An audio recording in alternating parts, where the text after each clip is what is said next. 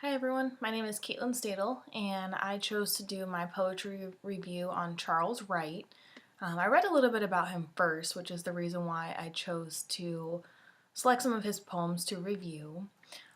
He's oftentimes ranked one of the best American poets of his generation.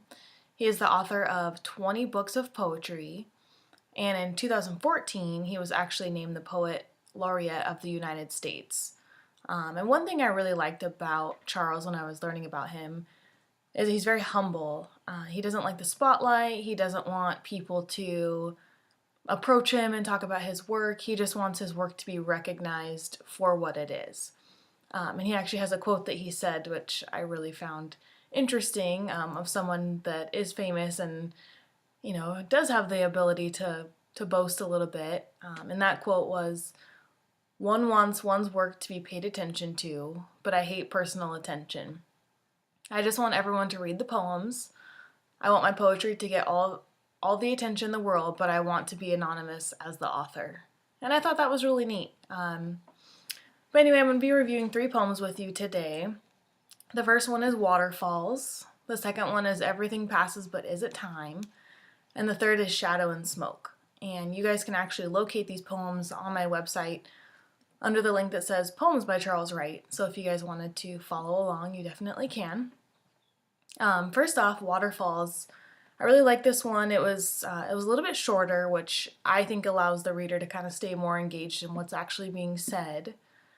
And I really like what Charles was trying to say here. It kind of puts it in a different perspective for you about life itself. It takes you back and kind of gives you an opportunity to think about how we view things in life and what our perspective is. And the first lines are, when is it we come to the realization that all things are wandering away? And just that first line takes you back, and it kind of gives you a chance to think about things and wonder, when does that happen? When do we hit that realization? Another thing I like that he kind of, I don't know, was a little bit mysterious in saying was he said, regret there's no ladder to the clouds. And I found that to be really interesting also. Something you kind of think about. Another fun thing about Charles is he was a Christian poet as well. So, being a Christian myself and reading that part, it kind of makes you wonder like how neat it would be if there were a ladder to the clouds and you could kind of go up there and do a meet and greet and see what it's all about up there. And then his final line says, "Waterfalls tumble and keep on going into the deep desire of distance." And I found that interesting too. If you break it down, waterfalls do tumble and keep on going. It's an ongoing process. The second line, into the deep desire of distance. I found that to be interesting. Most of us don't desire distance. Most of us desire closeness. So I like that he has an underlying meaning for himself in that poem that means a little bit more than probably I understand or other readers may understand. Secondly, I would like to go over Everything Passes But Is It Time? And I found this one to be really neat by him too. He talks about, the seasons changing and how everything around us changes with seasons. But what's interesting is it goes from being kind of a pretty poem to, again, talking about, and if the stairs to paradise are that color, who wouldn't put his old Reeboks down?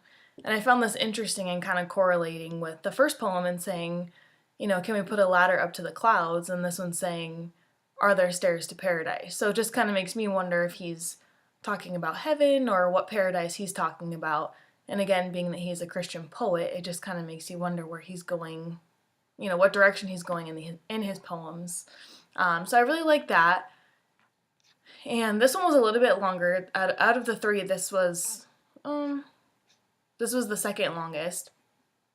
And another thing he talks about is the membrane of metaphor is weak and has no second step.